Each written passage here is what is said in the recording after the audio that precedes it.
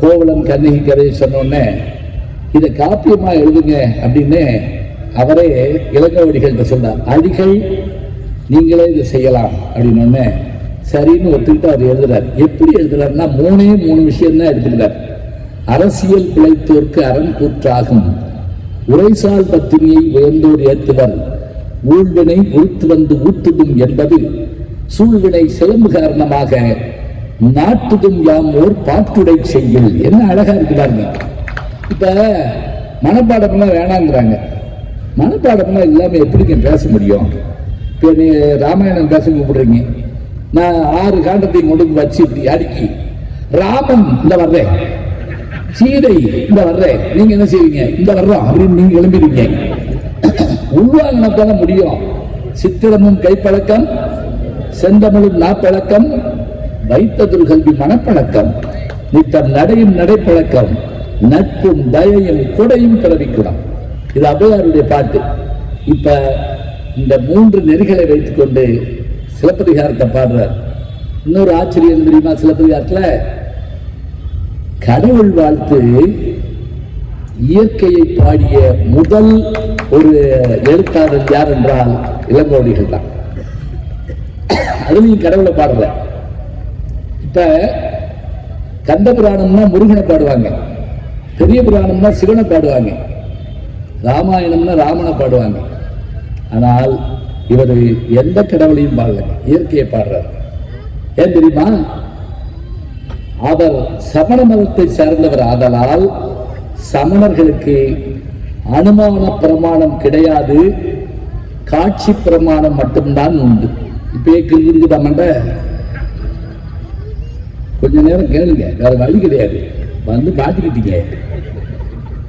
அனுமான பிரமாணம்னா என்ன, காட்சி பிரமாணமா? ரொம்ப எளிமையா சொல்றேன். இது காட்சி பிரமாணம்.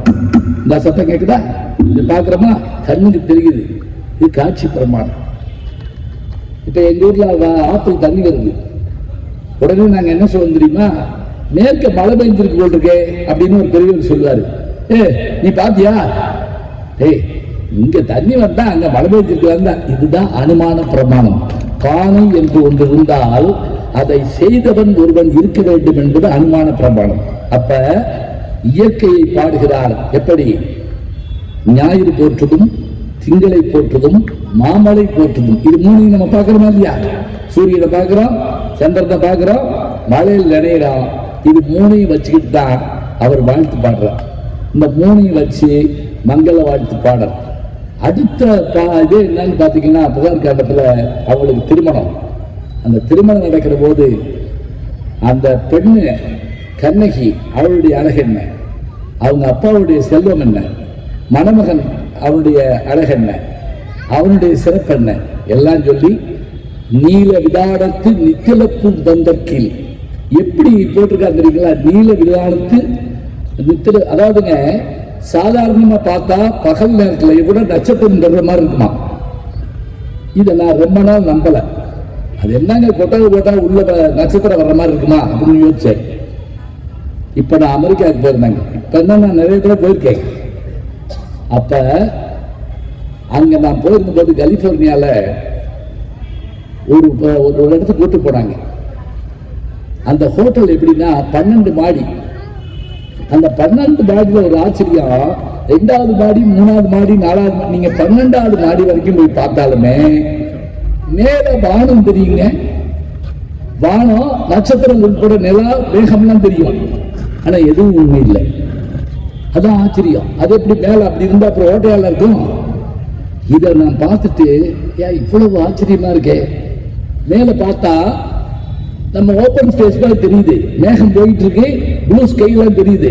ஆனா அது 2வது மாடி. அது எப்படி? இது மாதிரி அன்றைக்கு நம்ம இவங்க செஞ்சிருக்காங்க. நீல விதானத்து நித்திலத்தின் வந்தற்கில் அவங்க திருமணம் நடக்குது. அப்படி திருமணம் நடந்ததோடு மட்டும் இல்லாம அவங்க ஐயா அறிமுகத்தில் சொன்னாங்க பாருங்க, பூம்புகார் படத்தை எழுதிய கலைஞர் ஐயா அவர்கள் அந்த முதல்ல வந்து அப்படி துண்டு அப்படி போட்டுட்டு வந்து பேசுவாருங்க. அதை பார்க்கறதுக்கே நாங்க பலமுறை ஓடிப்போம். படம் பார்க்கறதுக்காக ஓடல. அவர் முன்னாடி பேசுவார் எல்லா படங்களையும். அந்த படங்கள்ல அவர் பேசுற அந்த பேச்சை கேட்கறதுக்காக போவோம். அந்த குரலும் அதில் ஒலிக்கின்ற அந்த அழகும் அவ்வளவு அருமையா இருக்கும். அவங்க பார்க்கறது. பூம்புகார் படத்தை இது பண்ணார்.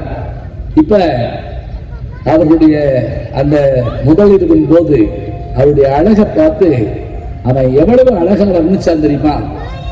மாசரு பொன்னை, வலம்புரி முத்தே, காசரு விரையே, கரும்பே, தேனே, மலையிடை பிறவா, இப்படி வரிசையா சொல்லிட்டே வர்றாங்க. இப்ப பாருங்க ஆச்சரியம், இதை இவ்வளவு பாராட்டுறப்ப அவ பேசவே இல்லை, கண்ணகி பேசவே இல்லை. நினைவு வச்சுக்கங்க, பேசாத கண்ணகி, ஒரு வார்த்தை பேசுகிற கண்ணகி, 2 வார்த்தை பேசுகிற கண்ணகி, பிறகு வடக்குறை காதியில பாண்டிய மன்னன் மயங்க போட்டு விழுகிற அளவுக்கு பேசுற கண்ணகி. இதுதான் ஆச்சரியம். இந்த பேசாத கண்ணகி முதல் இரவுல பார்த்தோம். அடுத்து அவன் என்ன செஞ்சான்? அவளோடு நல்லா வாழ்ந்தான். 7 அடுக்கு மாளிகையில் அவங்க என்ன பண்ணாங்களாம்? அவங்களுக்கு வீடு கொடுத்தாங்களாம். என்ன, கோவலனுடைய அப்பா வந்து மாசாத்து வாணிகன், அவன் தர வாணிபம்.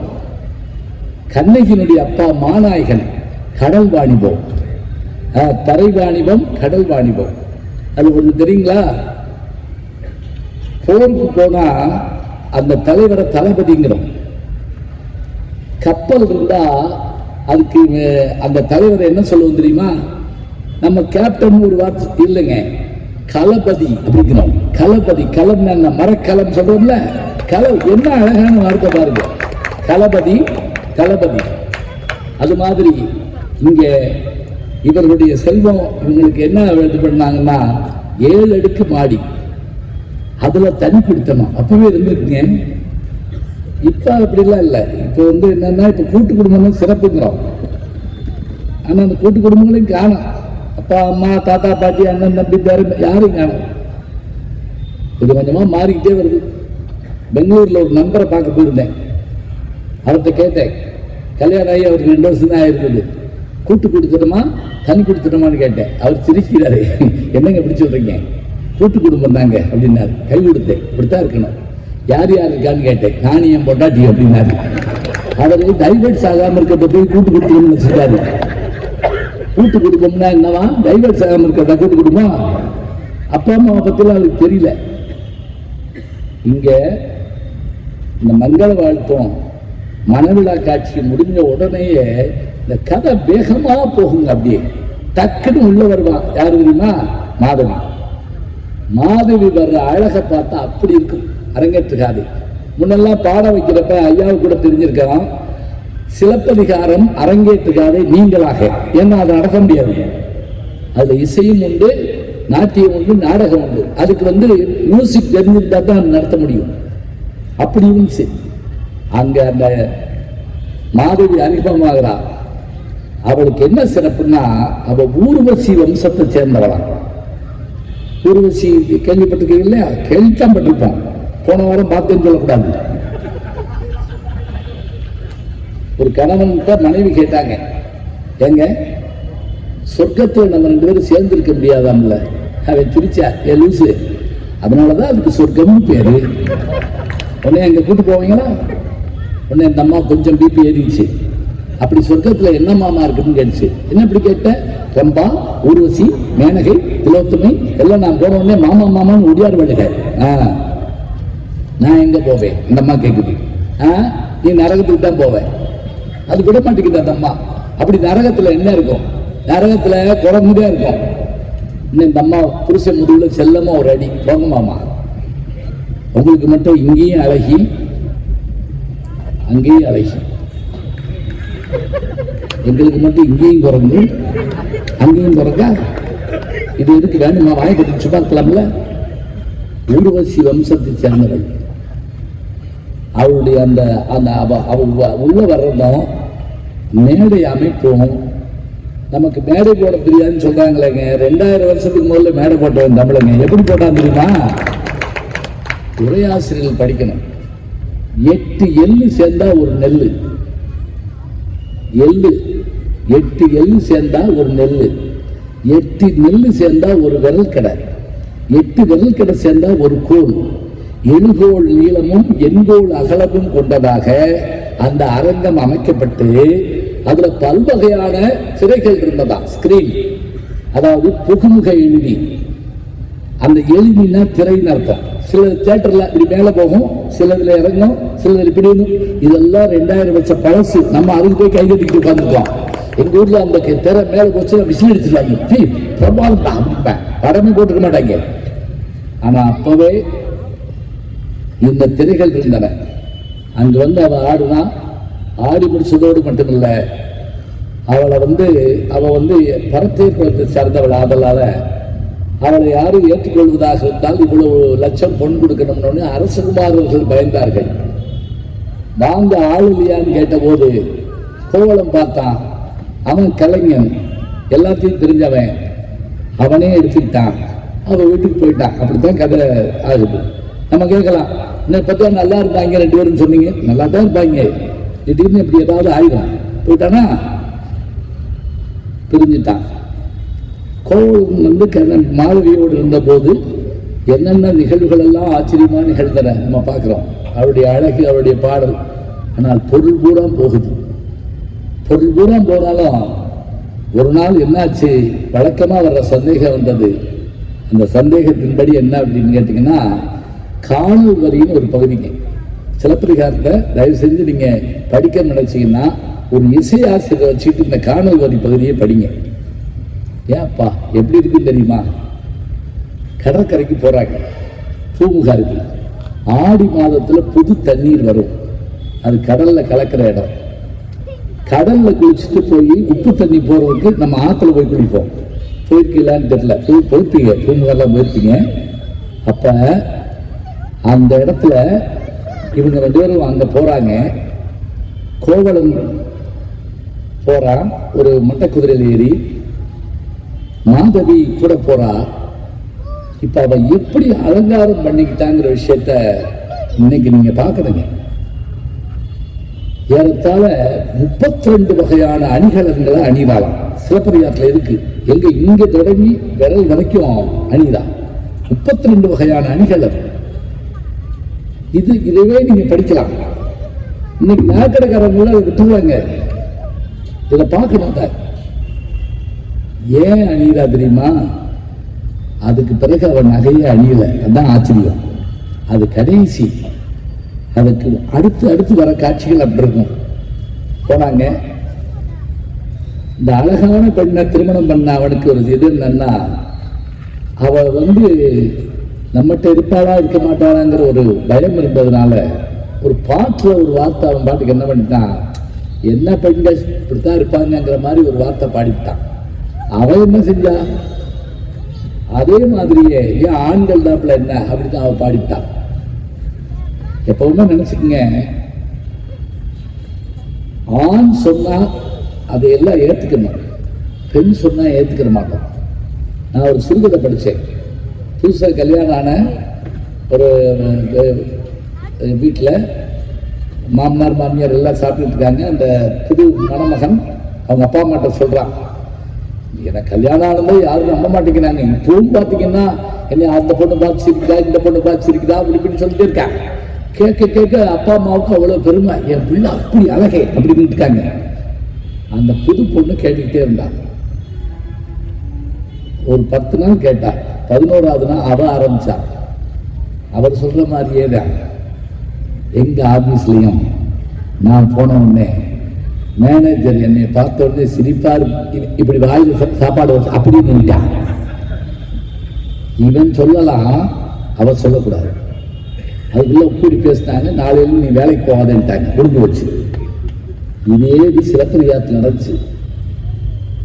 அவன் மாத்தி பாடுனால சோழபண்ணனுக்கு காவிரி சொந்தமாக இருந்தாலும் அவன் கங்கையும் அடைய வேண்டும் என்று நினைக்கிறான் என்றால் அப்படித்தானே ஆண்கள் இருப்பார்கள். சட்டுன்னு எந்திரிச்சாங்க கோவலை. அப்படியே போயிட்டான்.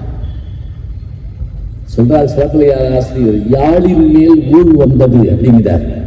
விதி யாழின் மேல் வந்ததான். சில சமயம் சொல்லுவோம்ல, பாட்டுக்கு திண்ணையில உட்காந்துட்டாங்க. அந்த பையன் புதுசா பைக் வாங்கிட்டு வந்து வேடையா கூட்டு போறாங்க. சொல்றோம்ல, யாழின் மேல் ஊழ் வந்தது. போனா இவன் இங்க இருந்த காலத்துல கண்ணகி எல்லா பொருளையும் கொடுத்து விட்டா. அவருடைய தோழி ஆகிய தேவந்தி ஒரு நாள் வந்து அவளை கூப்பிட்டா. இந்த ஊர்ல 2 குழந்தை இருக்கு.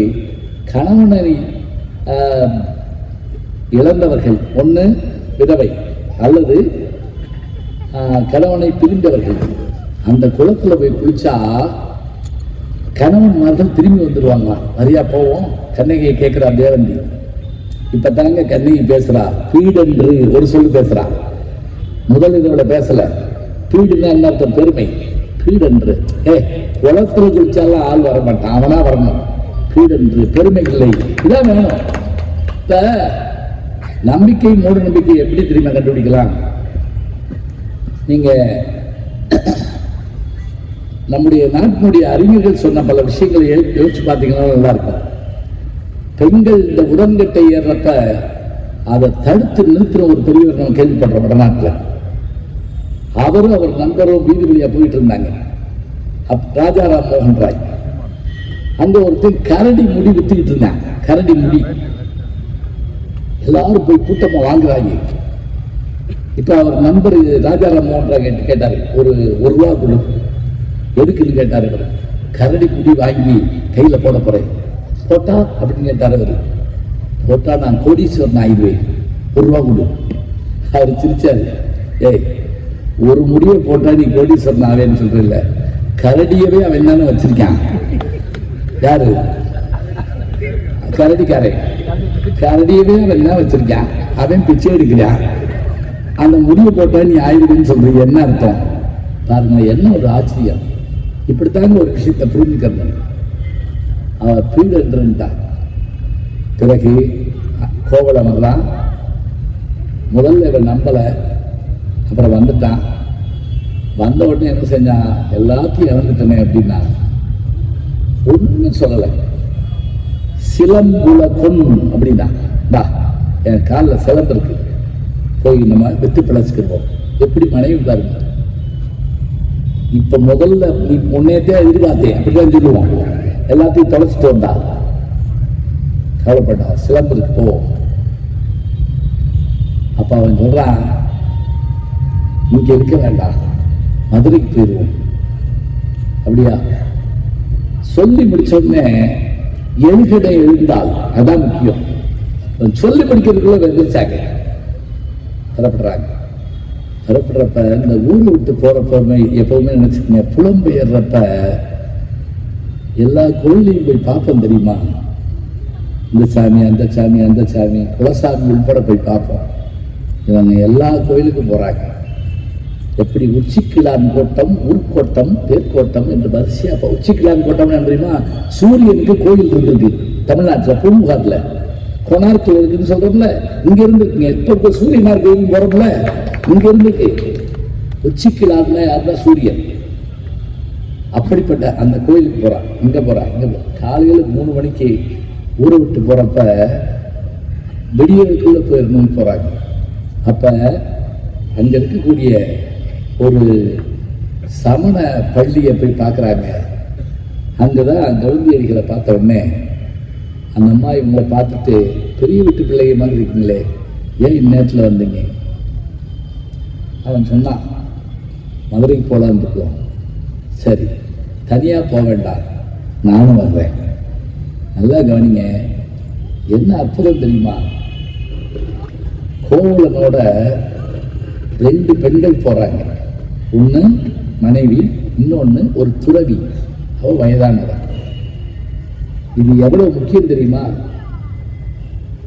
அந்த துறவி ஆணா காட்ட முடியாதா? இளங்கோடிகளால காட்டக்கூடாது. ஏன் தெரியுமா? ஒரு ஆணோட 2 பெண் போனாங்கன்னா ஒன்றும் பிரச்சனை இல்லை. ஒரு பெண்ணோட 2 ஆண் போனா தப்பு போனோம். ஏன் அவளை துறவியா காட்டுறாங்க? அவ அழகியா காட்டினா கோவலை கொஞ்சம் நமக்கு தெரியும், ரொம்ப இறக்க குணம் உள்ளவை. அதனால அவ துறவி. புறப்படுறப்ப அவங்க எந்த வழியா போகணுங்கிறத அப்போ ஒருத்தன் வர்றாங்க, ஒரு அந்தணன். அவன் எங்கிருந்து வர்றான் அப்படின்னா, கன்னியாகுமரியிலேருந்து திருப்பதிக்கு போயிட்டு இருக்கான். அதனால நீங்கள் மதுரைக்கு போகிறதுக்கு 3 வழி இருக்குது. இந்த வழியாக போனீங்கன்னா கஷ்டமாக இருக்கும், இந்த வழியாக போனாலும் கஷ்டமாக இருக்கும். முக்கோள் போல் இருக்குது. அதில் நடு வழியை தேர்ந்தெடுத்து போனீங்கன்னா நல்லா இருக்கும் சொல்லிட்டு அவன் போகிறான். அதே போல் இவங்க போகிறாங்க, மணப்பாறை வழி தான் போகிறாங்க. அதுதான் ஆச்சரியம்.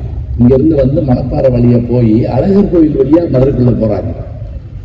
அப்படி அவங்க போகிற போது அதில் வள்ளிக்கிழங்கு தோண்டி எடுத்த பள்ளங்கள் இருக்கும், பூ மூடி இருக்கும், காலை விட்டுறக்கூடாது. ஒவ்வொன்றா சொல்கிறாங்க. அந்த அம்மா சொல்கிறா, வாய்க்காலில் தண்ணி வந்தால் நான் அள்ளி குடிக்க மாட்டேன். ஏன் தெரியுமா? தேன் அடைகள் சிதைந்து தேன் வரும், சமணர்கள் தேன் அருந்த மாட்டாங்க. தெரியுமா உங்களுக்கு? தேன் குடிக்க மாட்டாங்க. ஏன்னா அது உயிர்கள், சிறிய உயிர்கள் சேகரித்த உணவாது, அது சாப்பிட மாட்டாங்க. தேன் நல்லதெல்லாம் இருக்கட்டும், அவங்க கொள்கை எப்படி? இரவு விளக்கு வைக்கிறதுக்குள்ள சாப்பிட்டுருவாங்க. ஏன்னா அப்புறம் பூச்சிகள் வந்து விழுந்துடுமா, அதனால சாப்பிடக்கூடாது. இப்போ அம்மா 3 பேர் போகிறாங்க.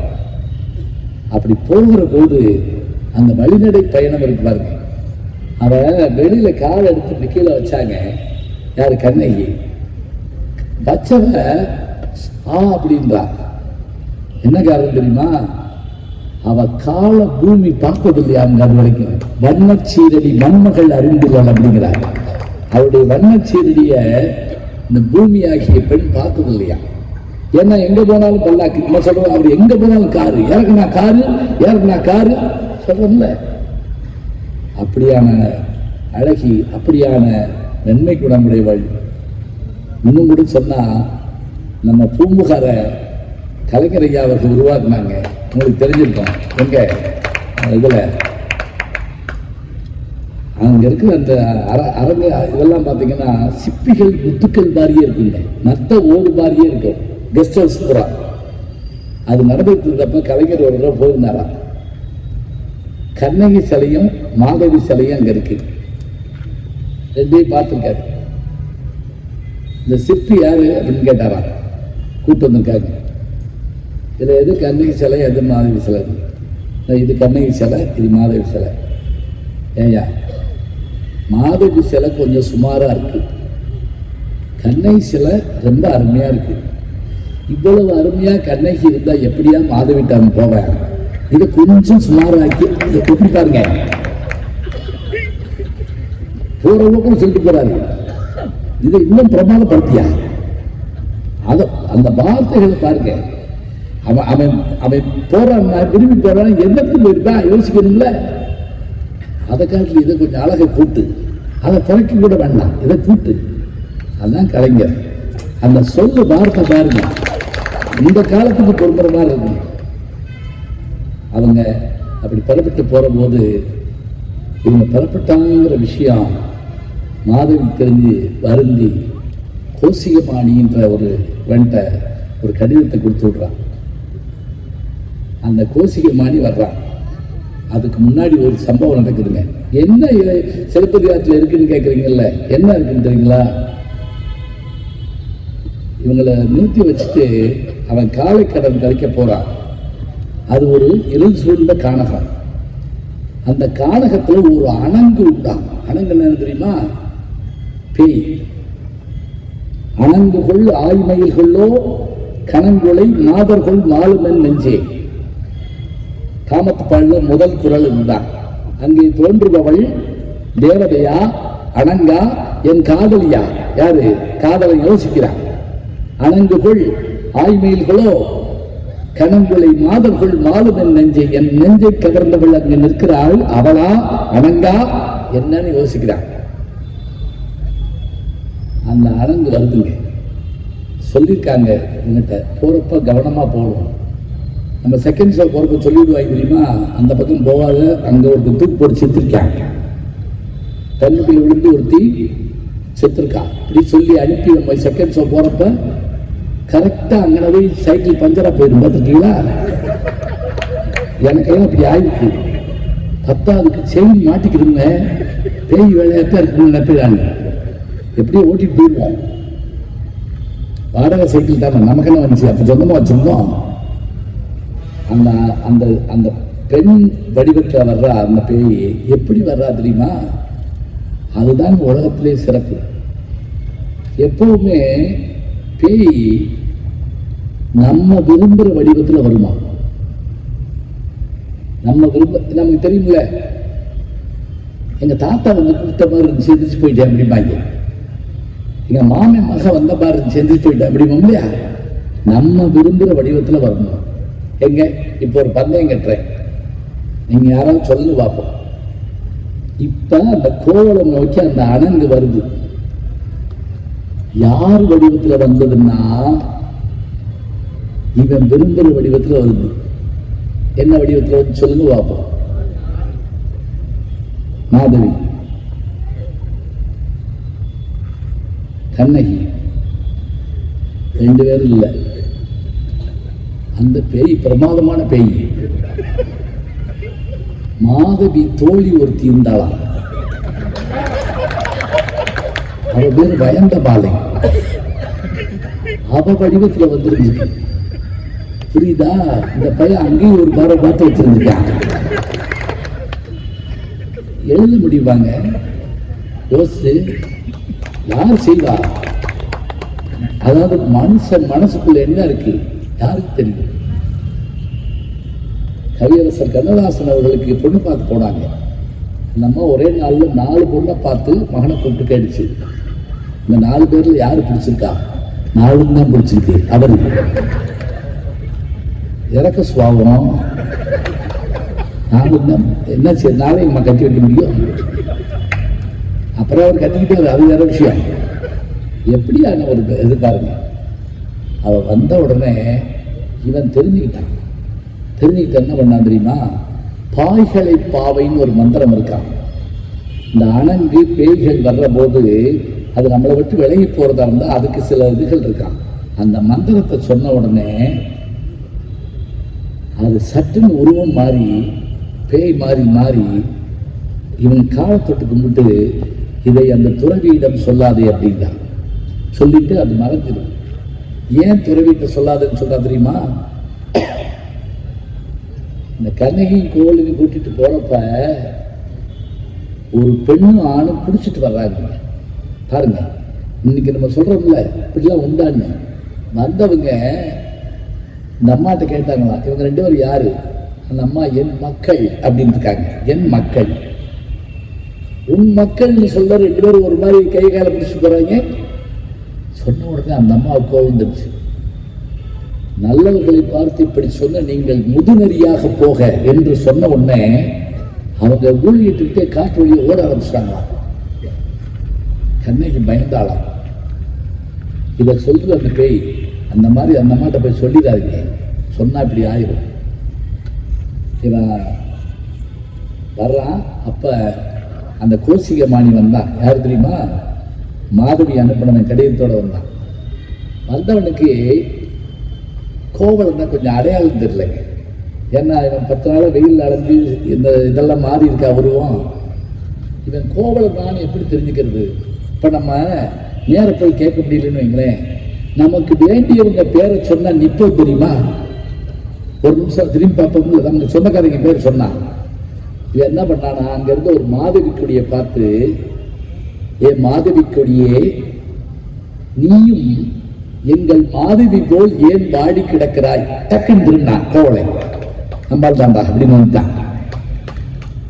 யார் நீன்னு கேட்டான். மாதவி கடிதம் கொடுத்து அனுப்பினான். வாங்கினான். பார்த்தா அதுல அவ பயன்படுத்துற நறுமண பொருளோட வாசம் இருக்குங்க. அதை அப்படி கையில வச்ச உடனே சினிமாவாரத்தை காட்டுவாங்க. ஒரு நிமிஷம் அது பூர்வ நினைவுக்கு வந்துட்டு போகும் தெரியுமா? உடனுரை காலத்து உரைத்த நெய் வாசம். அவ என்ன பயன்படுத்துவாளோ அந்த மனம் பொருந்திய நெய்யினுடைய வாசம் அங்கே இருந்துச்சாங்க. அது இது சீல் வைக்கப்பட்டிருந்துச்சு. பிரிச்சான், படிச்சான். அடிகள் முன்னர் யானடி வீழ்ந்தேன், வடியா கிளவி மனக்குழல் வேண்டும். அதுல இருக்கு. ஒன்றும் இல்லை, பாட்டு என்னன்னா, என்னுடைய குற்றங்களை பொறுத்துக் கொள்ள வேண்டும், உங்கள் பாதங்களில் விழுகிறேன், என்னை ஏற்றுக்கொள்ள வேண்டும், அவ்வளவுதான். கீழே மாதவி கையெழுத்து போடல. உலகத்திலேயே சிறந்த கடிதம் இதுதான். கையெழுத்து போடல. இது ஏன் சொல்றேன்னு கேளுங்க. இப்படி பார்த்தான், கொஞ்சம் கண் கலங்கிச்சு. அந்த கோசியமானி இவன் பார்த்துக்கிட்டு இருக்க பேர் சொன்னா, ஐயா நீங்கள் பாட்டுக்கு அங்கேருந்து வந்துட்டீங்க, பூம்புகார் நகரம் அருமணி இழந்த நாகம் போலவும் அயோத்தி ராமனை பிரிந்த அயோத்தி போலவும் இருக்கிறது. இதெல்லாம் ராமாயணம் எழுதுறதுக்கு முதலே வந்தது. எப்போ இருந்துச்சோ அந்த கதை நமக்கு தெரியல. சொல்லிட்டு உங்க அப்பா அம்மாவுக்கு ஏதாவது தகவல் கொடுக்குறீங்களான்னு கேட்டான். உடனே கோவலன் ஒண்ணுமே சொல்லலைங்க. அந்த அவ கொடுத்து விட்டால கடிதம், அவன்கிட்ட கொடுத்து எங்க அப்பா அம்மாட்ட கொண்டு கொடு அப்படின்னா, எங்கேயாவது காதலி கொடுத்து விட்ட கடிதத்தை அப்பா அம்மாட்ட கொடுத்து விடுவோமா? ஏன் கொடுத்து விட்டான் தெரியுமா? இப்ப இவன் படிச்சப்ப மாதவி எழுதின மாதிரி இருந்துச்சா, இதே கடிதத்தை அவங்க படிச்சாங்கன்னா கோவில் எழுதின மாதிரி இருக்கும். அடிகள் முன்னாடி யானடி எழுந்தேன், உங்க காலத்திலிருந்து கேட்கிறேன், நான் செஞ்ச தப்புக்கே என்னை மன்னிச்சிருங்க. ஒரே கடிதத்தை யார் படித்தாலும் அவரவர் மனத்துக்கு ஏற்றபடியாக எழுத முடியும் என்று சொன்னால் அதுதாங்க சிறப்பு. ரீடைரக்ட் பண்ணி விட்டார் கடிதத்தை. அது பாருங்க எவ்வளவு பெரிய ஆச்சரியம். பிறகு இவங்க போறப்ப ஒரு காட்டில் இருக்கக்கூடிய அந்த மக்களோட பார்க்குறாங்க. அவங்க திருவிழா கொண்டாடுறாங்க. அப்படி கொண்டாடுற போது ஒரு பெண்ணை அலங்கரிச்சு வச்சிருக்காங்க. சிவபெருமான் முந்தினவரா, சிவபெருமானுக்கு முந்தையே ஒரு பெண் சிவபெருமான் மாதிரி இருந்தாலும் நமக்கு தெரியல, அவளை அப்படி அலங்கரிக்கிறாங்க. பாம்பினுடைய சட்டை எடுத்து, பாம்பு சட்டைன்னு கேள்விப்பட்டிருப்பீங்க, அதை எடுத்து அப்படி சுத்திருக்காங்க சருகு மாதிரி. காட்டு பன்றியுடைய கொம்பெடுத்து நிலா மாதிரி பிறை, தோடுடைய சிறியன் விட ஏறி ஒரு தூவன் மதி சூடி காடுடைய சுடலை பொடி பூசியன் உள்ளங்கவர்கள் என்கிறார்ல, பிறை இருக்காங்க. அதுக்கு அந்த பன்றி கொம்பு இதெல்லாம் வச்சு அங்க சாமி கும்பிடுறப்ப திடீர்னு ஒருத்திக்கு சாமி வந்துருச்சு. அவன் என்ன செஞ்சா தெரியுமா? சாமி ஆடி கண்ணகியை சுட்டி காட்டுறாங்க. இந்த பெண்ணு சாதாரண பெண் இல்லை, இவ தெய்வ பெண்மணி அப்படிங்கிறான். யாரு? அந்த சாமி வந்தவர், மலை நாட்டு பெண் சொல்றாங்க. உடனே கண்ணகி என்ன பண்ண தெரியுமா? கணவனுக்கு பின்னாடி போய் ஒளிஞ்சுக்கிட்டு மூதாட்டி பேதுற்றனர். அவன் என்ன சொன்னான்? இவளை கொல்ல செல்வி குடமலையாட்டி வாராது வந்த மாமணி அப்படிலாம் சொன்ன உடனே இவ கேட்டுட்டு வளர்றா. பாருங்க 3 வார்த்தை பேசுறா அந்த இடத்துல. 1 2 3 சொல்லிட்டு அங்கிருந்து பரப்பிட்டு போறாங்க. மதுரை நோக்கி வந்தாச்சு. உள்ள போகல, ஊருக்கு வெளியே இருந்தாங்க. கோவலம் போய் மதுரையை சுத்தி பார்க்க போனான். எல்லா இடத்தையும் சுத்தி பார்த்தான். மறக்காம பரத்தை வீதியும் போய் ஒரு பார்வை பார்த்து வந்திருக்கான். அது பாருங்களேன், எவ்வளவு திரும்பினாலும் திருப்பி கொஞ்சம் யோசனையா இருக்கும். குடிக்க மாட்டேன் லேசா ஒரு இது பத்திரம் அப்படி மாங்கல சில பேரு அங்கே போயிட்டு வர்றான். வம்பமாக்கல் மூதுரை 100 அந்த அந்த பகுதியில் போய் பார்த்துட்டு வர்றான். அதுக்குள்ள அந்த பாண்டி நாட்டை பற்றி பேசக்கூடிய பெருமைகள் இருக்கு பாருங்க. அடே அப்பா, பாண்டிய நாடு இப்படிப்பட்ட நாடு. என்ன தெரியுமாங்க, அங்க தப்பு நடக்க போதுன்னு தெரிஞ்சாலும் பாண்டிய நல்லவன், நகரம் நல்ல நகரம், மக்கள் அருமையானவங்க எல்லாம் சொல்லிக்கிட்டே வர்றாங்க. இவங்க அந்த வைகையை கிடக்க போறாங்க. வைகை ஆறு 2 பக்கம் மரங்கள் பூக்களா கொட்டி தண்ணி தெரிய மாட்டேங்குது, பூதான் தெரியுது. இது புனலாறு அன்று பூங்குடலாறுங்கிறாரு. இது புனலாறு அன்று. அந்த இடத்துல ஒரு தற்குறிப்பேற்ற அணி இருக்குங்க. என்ன தெரியுமா? அந்த ஆறு இவங்களுக்கு வரப்போற துன்பத்தை நினைச்சு கண்ணை மூடிட்ட மாதிரி பூவோட பேசாம போயிட்டு இருக்காங்க. இதுதான் தற்குறிப்பு. அது பாட்டுக்கு இருக்கு. ஆனா இவங்களுக்கு வரக்கூடிய துன்பத்துக்காக அது என்ன செய்யுது? மௌனமா இருக்கான். அங்க இருக்க கொடியெல்லாம் காத்து ஆடுதான். உள்ள வராத உள்ள வராத அப்படிங்குதான். வாரல் என்பன போல மறுத்து கை காட்ட. இதுதான் தற்குறிப்பு. இலக்கணம் கஷ்டம்லாம் இல்லைங்க. எப்படி இயல்பா நடக்கும், அதை புலவன் தான் கருத்தை ஏற்றி சொல்லுவான். இதுதான் தற்குறிப்பேட்டு. இன்னும் கொஞ்சம் எளிமையா சொல்லட்டுமா? மூடி திறந்த இமை 2 பார் பார் என்றன, முந்தானை காற்றில் ஆடி வா வா என்றது ஒரு சினிமா பாட்டு கேட்டிருக்கீங்கள, அந்த கண்ணை அது பாட்டுக்கு முடித்தே கிடக்குது. அது பார்ன்னு சொல்ற மாதிரி இருக்காங்க. முந்தான வா வான்னு கூப்பிடுதான், அது கூப்பிடல, கூப்பிட்ட மாதிரி இருக்குன்னு இவன் நினைக்கிறான். இதான் இந்த கிருப்பி உள்ள போறாங்க. போய் அவன் மதுரையை சுற்றி பார்த்துட்டு வந்தப்ப ஒரு இடத்துக்கு போய் உட்கார்ந்துருக்காங்க. அங்க ஒருத்தர் வர்றான். அவன் பேரு மாடவ மறையும். அவன் வந்தவன் இவங்களை பார்க்கறான். நீ கோவலன் தான் கேட்கிறான். ஆமா, இந்த பகுதி தாங்க சிலப்பதிகாரத்தின் உச்ச பகுதி, அடைக்கல காதை. என்ன தெரியுமா? ஆமா, நீ யாருன்னு கேட்டான் கோவலன். நான் யாருன்னு இருக்கட்டும், பூம்புகார் நகரத்தில் ஒரு நாள் 1000 கணிகையர் வரிசையில் நின்று தங்கத்தட்டில் பொற்காசுகளை வைத்திருக்க, அப்போது நீ அள்ளி அள்ளி கொடுத்தாயே, அந்த பொற்காசுகளை வாங்கியவர்கள் நானும் ஒருவன். அன்றைக்கு உன் மகளுக்கு பெயரிட்டாய். யார் பெயரிட்டாய் தெரியுமா? உங்களுடைய குலத்தை காப்பாற்றிய மணிமேகலா தெய்வத்தினுடைய பெயரை நீ உன் பெண்ணுக்கு வைத்தாய். அந்த நாளில் அந்த பரிசை பெற்றுக்கொண்டவர்களில் நானும் ஒருவன். நீ ஏன்பா இங்க வந்து உட்கார்ந்துருக்க? அடுத்து சொன்னாங்க, இதுவரைக்கும் நம்ம பார்த்த கோவலம் வேற, இந்த இவன் பேசுற பேச்சில் வர்ற கோவலம் வேற. அவன் சொல்றான், ஒரு நாள் பூம்புகார் வீதியில ஒரு யானை மதம் பிடிச்சி வந்து எல்லாரும் ஓட ஒரு கிழவை மாட்டிக்கிட்டான். நீ எங்க இருந்தோ வந்த, அந்த யானை வந்து மத்தகத்தில் ஏறி யானை மொழியில் அதை அடக்கி அந்த கிழவனை காப்பாத்தின. அப்படி நீ காப்பாத்தின பெருமையுடைய நீயா இங்க வந்து உட்கார்ந்துருக்க? அடுத்த கேள்வி கேட்டான். ஒரு பார்ப்பன பெண் வடநாட்டில இருந்து கையில குழந்தையோடு ஒரு ஏட்டோடு வர்றா.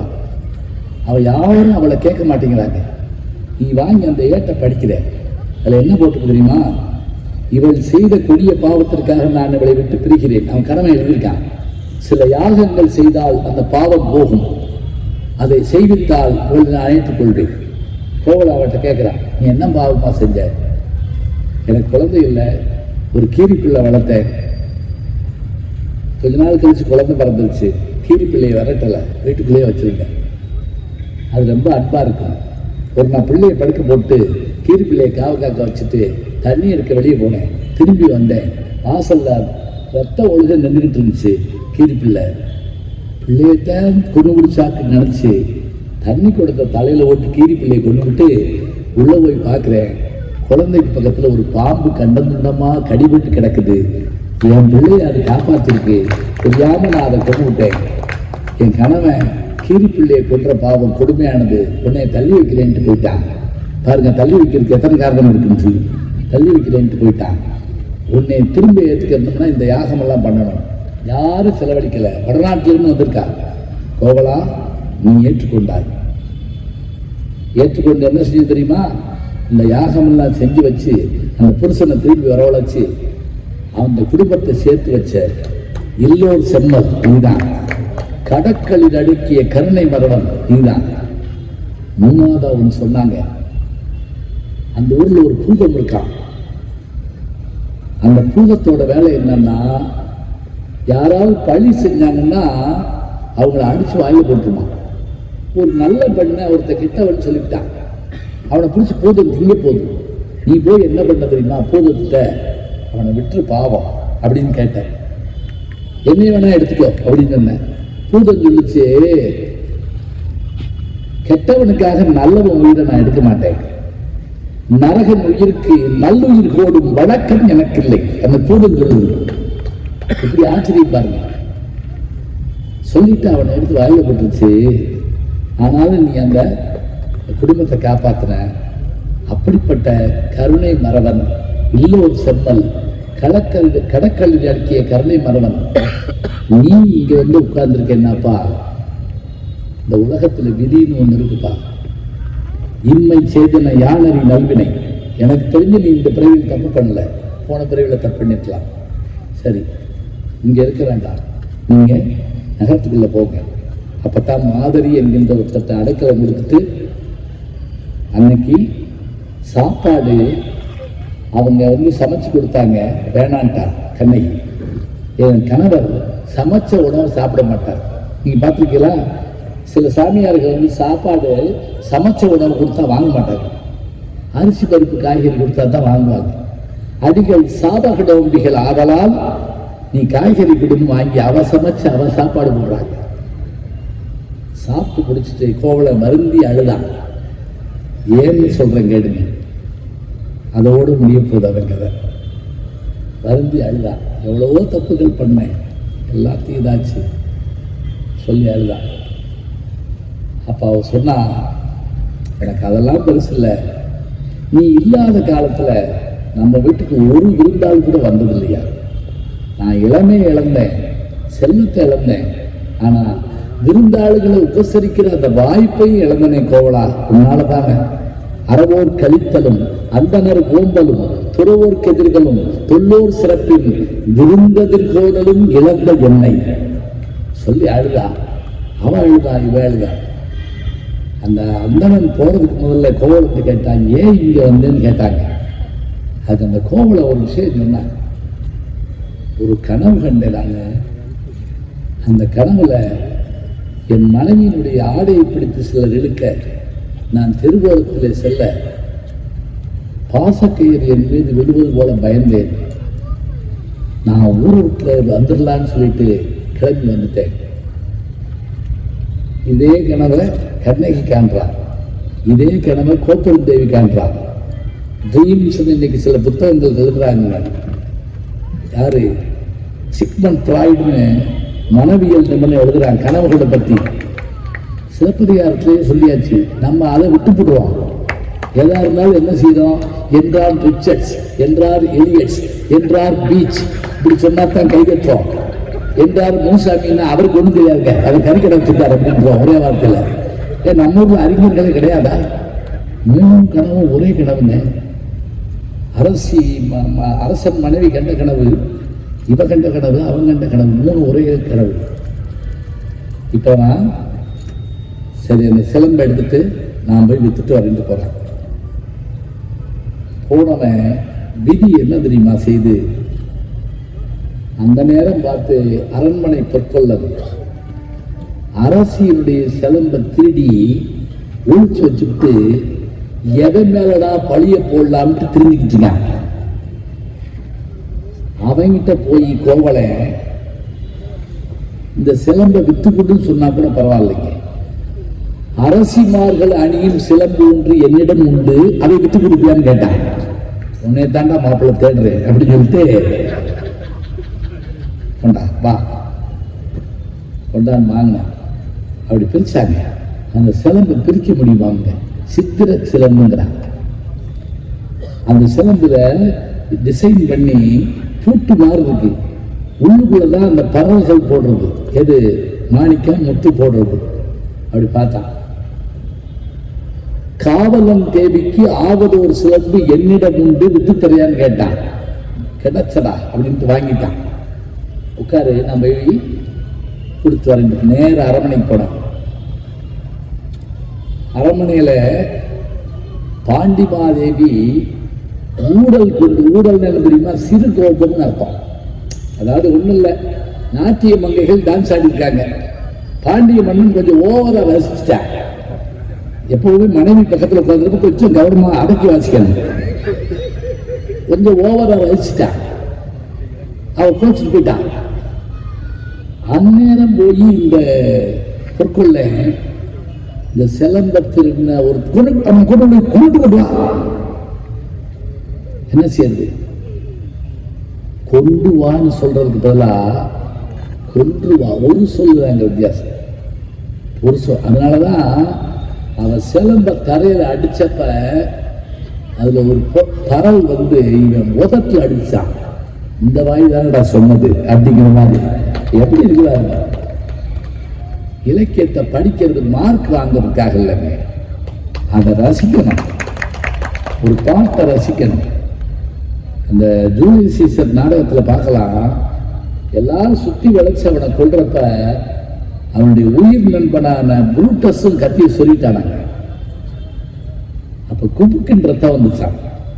ஏன் வந்துச்சு தெரியுமா? புரூட்டஸா குத்திட்டா அப்படின்னு பார்க்க வந்துச்சான்.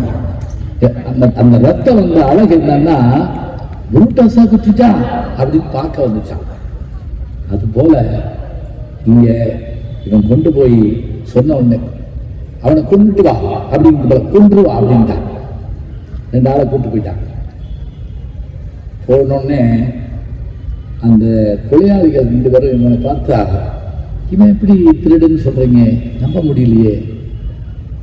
அப்ப அந்த பொற்கொள்ளன் சொல்றாங்க ஒரு 50 கதை திருடுங்க எப்படி இருப்பான். அதாவது நீங்க சிறுகதை எல்லாம் பார்க்க அவ்வளவு இருக்கு. எப்படின்னு கேட்டா, நான் ஒரு கதை படித்தேன். 3 பேர் தூக்கில் போட போறாங்க. தூக்கில் போட வேண்டாம், புதுசாக மின்சார சேர் கண்டுபிடிச்சிருக்கோம், அதில் உட்கார வச்சு சுவிட்சை போட்டால் ஆள் போய் சேர்ந்துட்டான். ஒன்றும் இல்லை, முடிச்சிடலாம். நம்ம சுவிட்சை போட்டால் போட்டுடலாம். ஆளை உட்கார வச்சுட்டாங்க, சுவிட்சை போட்டுட்டாங்க, ஒன்றும் ஆகலை. எப்பவுமே ஒரு தடவை தண்டனை இது பண்ணியாச்சுன்னா அப்புறம் விட்டுறணும். அவன் எந்திரிச்சு ஓடி போயிட்டான் கடவுளே அப்படின்ட்டு. 2வது ஆளை உட்கார வச்சாங்க, சுவிட்சை போட்டாங்க, இன்னும் அவன் கூடிட்டான். 3வது ஒரு ஆளு இதே மாதிரி பேராசிரியர், சயின்ஸ் படித்தாள். நீங்க சுவிட்சை போடுறதுக்கு மேலே அவர் சொன்னாரு, விளக்க மாட்டாம இருக்கீங்க அப்படின்னாரு. மாட்டி சுவிட்சை போட்டு அவரை அனுப்பி விட்டாங்க. ஆயிரத்தி சும்மா கண்டிதானே. போய் கேட்டதுனால அவன் மரிசியா சொல்லிட்டு அரசாணை இப்ப பாருங்க, பொற்கொள்ளன் பேசுறதுக்கு பிறகு கோவலன் பேசவே இல்லை, மறுக்கல, பேசல. ஏன் தெரியுமா பேசல? அந்த காலம் வந்துருச்சுன்னு முடிவு பண்ணிட்டான். எல்லாருமே ரயில்வே ஸ்டேஷன்ல நிக்கிறவங்க, அவங்க ரயில் வர்றப்ப ஏறி போயிருக்கோம். அது மாதிரி தான் வாழ்க்கை. நமக்குரிய வண்டி வந்துருச்சுன்னா நம்ம ஏறித்தான் போகணும், வேற வழி கிடையாது. கோவலன் பேசவே இல்லை. வா அண்ணன்ட்ட போவோம், கூப்பிடல, ஒன்றும் சேர, ஒரே போடு, 2வது தலை தனியா போச்சு. இப்ப சிலப்பதிகாரம் மாதிரி ஒரு நூல் இல்லைன்னு ஏன் சொல்றேன் தெரியுமா? வெற்றி வீழ்த்தப்பட்ட உடனே அப்படியே அடுத்த காட்சி என்ன தெரியுமா? எடிட்டிங் மாதிரி அடுத்த காட்சி என்ன தெரியுமா? அங்க எல்லாருமா கூடி நல்ல ஒரு கும்மி பாட்டு பாடிக்கிட்டு இருப்பாங்க. எங்க அந்த மாதிரிங்கிற அந்த எங்க பக்கத்துல அடைக்கலமா விட்டுட்டு இருந்தாங்கல்ல, அங்க எல்லாருமா கூடி கண்ணபெருமான பாடுறாங்க. ஏன் தெரியுமா? பால் உரையல, கண்ணு குட்டி கதறுது, கெட்ட சகுனம் தென்படுது. அப்பத்தான் அவங்க வரிசையா பாடுறாங்க. மூவுலகம் ஈரடியால் முறை திறம்ப வகை முடித்து தாவிய சேவடி தேர்ப்ப தம்பியோடும் கான் புகுந்து ராமாயணத்தை முடிக்கிறாங்க. பஞ்சவருக்கு தூது நடந்தானே பேசாத நாவண்ணனாவோ நாராயணா என்னாத நாவண்ணனாவோ. இப்படி இவங்க பாடிக்கிட்டு இருக்கப்ப வாசப்பட்டில் உட்கார்ந்துருக்காங்க கண்ணகி, பணக்காரி, கோடீஸ்வரி, அழகி. வெளியூர்ல வந்து உட்கார்ந்துருக்கா. புருஷன் செலவு வைக்க போனா ஒருத்தி ஓடியாடுறாங்க வீட்டுல இருந்து. அவ ஓடியாறத பார்த்த உடனேயே இவளுக்கு பதமதைக்குது. ஏதோ ஒரு கெட்ட செய்தி எனக்கு கொண்டு வரலாம். இந்த முந்தியெல்லாம் போஸ்ட்மேன் தந்தி கொண்டு வரப்ப நம்ம வீட்டுக்கு வந்துடுவாரோன்னு பயப்படுவோம் தெரியுமா? அவ வந்த உடனே சொன்னா, சொல்லாடா சொல்லாடா நின்றாள். அவ வந்தவ மூச்சு வாங்கி யாரோ ஒருத்தனா வெளியூர்காரனா சிறம்பைக்கு வந்தனா விட்டு விட்டாங்க. எப்படி யார் செய்வா? எந்திரிச்சு கத்துனாங்க கண்ணகி. ஓடுனா நகரத்தை நோக்கி. அந்த விழுந்து கிடக்கிறான். இன்னைக்கு மதுரையில் கோவலன் புட்டல்னு ஒரு இடம் இருக்குன்னு தெரியுமா உங்களுக்கு? கோவலன் புட்டல் இருக்குங்க, அங்கதான் அவங்க வெட்டப்பட்டாங்கிறாங்க. பார்த்தா என்னடா ஊருது? இந்த ஊரில் முதல் கேள்வி கேட்டா, காய்கறி செல்வனை கல்வனும் என் கணவன், நீதானே 24 மணி நேரம் இருக்க, உனக்கு தெரியாதா என் புருஷன் கொலைகாரனா திருடனா? அடுத்த கேள்வி கேட்டா, சான்றோர் முண்டுகள் இந்த ஊர்ல பெரிய மனுஷன் கிடையாதா? 3வது ஒரு கேள்வி கேட்டாங்க, பெண்டிரு முண்டுகள் இந்த ஊர்ல பொம்பளை ஆளு இல்லையா? என்ன பொம்பளை ஆளு சண்டை ஓடுற போது, ஏ போப்பா சின்ன பிள்ளை அப்படி தடுப்பாங்க. சொல்லிட்டு நேர அரண்மனைக்கு போனான். காவல்காரனை பார்த்து ஒரு முதல் வார்த்தை சொன்னான், தா ஆளவும் தெரியாம ஆட்களை கொல்லவும் செய்யக்கூடிய ஒரு அறிவு கட்ட அரசனுடைய வேலைக்காரர் அணின்னு கேட்டான். அவனுக்கு அப்பவே உயிர் போயிடுச்சு. நேரம் ஓடின பத்திரகாளி மாதிரி ஒரு அம்மா வாசல் நிற்கிறா. வர சொல்லுன்ட்டான் பாண்டியன். உள்ள ஒத்த கை சிலம்போடு உள்ள போறாங்க. அவளை பார்த்த உடனேயே பாண்டிய மன்னன் செத்து போயிட்டான். இளங்கோடிகள் சொல்றாருங்க, கண்டளவே தோற்றான் உயிர். ஏன் தெரியுமா? 4 சிலம்புல 2 இருக்கு, இவ கையில 1 இருக்கு, இன்னொன்னு எங்க? அவ கையில ஒரு சிலம்பை பார்த்த உடனே என்ன செஞ்சான்? கண்டளவே தோற்றான் உயிர். சில பேர் கொஸ்டின் பேப்பரை பார்த்த உடனே பெயில் கண்டுபிடிப்பாங்க, பார்த்துருக்கீங்களா? அதுல என்ன அக்கிரமம்னா ரீவேல்யூஷன் போய் படம் கட்டுறான். நம்பிக்கைதான், எப்படியாவது மார்க் போட்டுருவாங்கல்ல. தெரிஞ்சுக்கிட்டு யார் நீன்னு கேட்டான். அப்ப அவ பேசுறா பாருங்க, நீங்க எல்லாரும் பள்ளிக்கூடத்தில் படிச்சிருப்பீங்க அல்லது சாய்ஸ்ல விட்டுருப்பீங்க.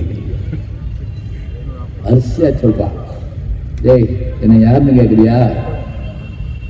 ஒரு பசுமாடு மணியை பிடிச்சி அடிச்சதுக்காக தான் பிள்ளைய தேர் ஏற்றி கொண்டாங்கடா மனுநீதி சொன்னான். அவன் ஊருக்காரங்க. நான் ஒரு புறாவுக்காக தான் தசையை அறுத்து கொடுத்தான்ல சிப்பி சக்கரவர்த்தி, அவன் ஊருக்காரன்.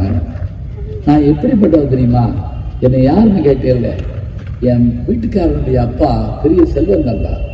நாங்கள் உன் நாட்டுக்கு வாழ வந்தோம்டா தம்பி, வாழத்தாண்டா வந்தோம், சாக வல்லடா. சொல்றா, சேரா மன்னா செப்பூதடியன் எல்லரு சிறப்பின் இமயவர் வியப்ப புல்லொரு புண்கன் தீர்த்தோ நன்றியும் வாயுக்கடைமணி நின்றாடுங்க அந்த ஆவின் துயரத்தை போக்குறாங்க. சொல்லிட்டு என்ன சொல்றா, ஏசா சிறப்பின் இசை வழங்கி பெருங்குடி மாசாத்து வாணிகன் மகனையாகி வாழ்தல் வேண்டி. உன் ஊருக்கு ஏன் வந்தா? வாழ்தல் வேண்டி. ஊழ்வினை திறப்ப நாங்க வரணும்னு இல்லடா, எங்களை விதி கூட்டு வந்துச்சுடா. ஊழ்வினை திறப்ப சூழ்கடல் மன்னா நின்னகர் புகுந்து இங்கு எங்கால் சிறப்பு பகர்கள் வேண்டி முன்பால் கொலைக்களப்பட்ட கோவணன் மனைவி கண்ணகி. உலகத்திலேயே பெரிய விசிட்டிங் கார்டு இருந்தாங்க. விசிட்டிங் கார்டு சொல்றோம்ல, உலகத்திலேயே பெருசு இருந்தாங்க. விசிட்டிங் கார்டு எனக்கு ஞாபகம் வருது. ஒரு சின்ன கிராமத்துக்கு போயிருந்தேன். பூரா சாதாரண மக்கள். பேசிக்கிட்டு இருந்தேன். ஐயா எந்த ஊருக்கு ஒருத்தர் கேட்டாரு. ஒன்று விசிட்டிங் கார்டு எடுத்து அவர்கிட்ட கொடுத்தேன். கூட்டம் முடிகிற வரைக்கும் உட்கார்ந்துருந்து போறப்ப என்கிட்ட திருப்பி கொடுத்துட்டு போனார். அப்போ கொடுத்தீங்க, திரும்பி வாங்காம போயிட்டீங்க. இதை காட்டி ஒரு கேவலம் எனக்கு உண்டா? யார்கிட்ட போய் விசிட்டிங் கார்டு கொடுக்குறதுன்னு தெரியலையா? அவருக்கு என்னன்னா பாவம் கொடுத்துட்டு வாங்காம போயிட்டார் போட்டு. நம்ம பார்க்குறோம் நேருக்கு நேரா. சொல்லிட்டு இப்படி சொன்ன உடனே அந்த மன்னன் புரிஞ்சுக்கிட்டாங்க. அப்புறம் சொன்னா, இல்லம்மா கல்வனை கொள்ளுதல் தப்பு இல்லையே. யாரா கல்வன்? என் சிலம்புல என்ன இருக்கு தெரியுமா? மாணிக்கப்பரல். கொஞ்சம் நான் என் சிலம்புல புத்து தான் இருக்கு. அப்படியான்னு சொல்லி அந்த அவட்ட அந்த பொற்கள் அந்த வாங்கின சிலம்பா இவ வாங்கி இவ அடிக்கிறாங்க. எந்த சிலம்புன்னு ஒரு புத்தகம் இருக்கு. ஏன்னா நம்ம குழப்பமா இருக்கும். அந்த சிலம்பையை உடைக்க கூடாது. இவட்ட வாங்கின சிலம்பை எடுத்து அடிக்கணும். அடித்த உடனே அதில் தான் ஒரு மாணிக்க பரல் இவன் முதத்தில் அடித்தது. திருப்பி இன்னொன்னே உடைச்சு காட்டினான். அப்போ தான் அந்த மன்னன் சொன்னாங்க, அவன் எவ்வளோ பெரிய ஆள் தெரியுமா? நான் ராஜா இல்லை, யானும் அரசன், யானை கல்வன், கெடுக என் ஆயுள். அடுத்த நிமிஷம் இனி நான் இருக்கக்கூடாது. அவன் பரவாயில்லைங்க. அவன் விழுகிறத பார்த்து அவனுடைய மனைவி அவ அறியாம அவளுக்கு கீழே விழுந்து சாகுறாங்க. யாருமே சொல்லாத ஒரு உதாரணம் இந்த இடத்துல சொல்றாங்க. யாரு? இளங்கோடிகள். இப்ப உயிரோடு இருக்க ஒருத்தனை தேடி போறதுக்கு உயிரோடு இருக்கணும் ஒருத்தனை அனுப்புவான். செத்தவனை தேடி போறவனை எப்படி அனுப்புவாங்க? அவன் உயிர் எங்கிட்டு போச்சுன்னு போய் பார்த்தான்னு சொல்ல முடியுமா? இளங்கோடிகள் சொல்றாரு, பாண்டிய மன்னன் இறந்துட்டான், அவன் மனைவியும் கூட இருந்தா. ஏன் தெரியுமா? தன் உயிர் கொண்டு அவன் உயிர் தேடினல் போல இந்த உயிரை அனுப்பி தன் கணவன் உயிரை தேடுறவ மாதிரி கூட போச்சாங்க. தன்னுயிர் கொண்டு அவனுயிர் தேடுங்கள் போல. வாலி மட்டும்தாங்க ஒரு பாட்டில் இதை எழுதியிருப்பாரு. இதை நான் சொன்ன உடனே எந்திரிச்சு அப்படி கட்டி பிடிச்சிக்கிட்டாரு. இல்லையே இங்கே திருச்சியில் ஒரு விழா நடந்தப்ப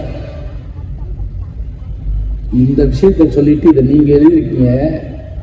தன்னுயிர் பிரிவதை பார்த்தவர் இல்லை, என்னுயிர் பிரிவதை பார்த்து நின்றேன். பணம் படைத்தவன் ஒரு படம், எம்ஜிஆர் கோச்சுக்கு போவார், கேஆர் விஜயா வந்து அந்த பாட்டை பாடுற மாதிரி இருக்கும். இது நீங்கள் எழுதின பாட்டுங்க. ஏப்பா இளங்கோவடிகளோடு நீ ஒப்பிட்டீங்களே, அவ்வளோ சந்தோஷம். எப்படியான உறவுமே பாருங்க. பிறகு கோவத்தோட வந்தா மதுரை எரிச்சு கூட கேட்கலாம். அதான் எல்லாம் செத்து போயிட்டாங்களே, எதுக்கு அவ எரிக்கிறாங்க? இல்லை, பொற்கொள்ளன் சாகலை, அதனாலதான் மதுரை எரிக்கிறான். அப்ப அந்த மதுராபுரி தெய்வம் இருக்குல்ல, அந்த தெய்வம் தயங்கி தயங்கி வந்து கண்ணகி பின்னாடி நின்று இப்படி கும்பிட்டு சொல்லிச்சான், அம்மா இது நீ செய்த பிழையோ உன் கணவன் செய்த பிழையோ இல்லைம்மா, ஆடி மாதத்து அட்டமி நாளில் மதுரை எரியுறும் என்பது விதி. அது ஒன்னால நிகழ்ந்திருக்கு சொல்லி முடிச்சுட்டான். அதே நடந்துச்சு. அப்படியே நடந்து போனான் மேற்கு நோக்கி. அந்த பெண் எங்க கதையை விட்டோம், அவதான் சொல்லி முடிச்சு கதையை முடிக்கிறப்ப இனி அடுத்தது வஞ்சிக்காங்க. கேட்ட அந்த சேர மன்னன் என்ன செஞ்சான், தன்னுடைய மனைவி வேண்மா நல்லா படித்தவ, அவர்கிட்ட கேட்டான், இந்த பெண்மணிக்கு நாம் ஒரு சிலை எடுக்கணும், ஒரு கோயில் கட்டணும், என்ன செய்யலாம்? அவர் சொன்னா, சாதாரண பெண்ணாக இருந்தால் பொதிகையில் கல்லெடுத்து காவிரியில் நீராட்டலாம். ஆனால் இவளோ தேவதை, நம்ம நாட்டுக்கு வந்திருக்கா, இமயத்தில் கல்லெடு, கங்கையில் நீராட்டு, பிறகு கோயில் கட்டு. உடனே மன்னன் யோசிச்சான், செய்வோம்.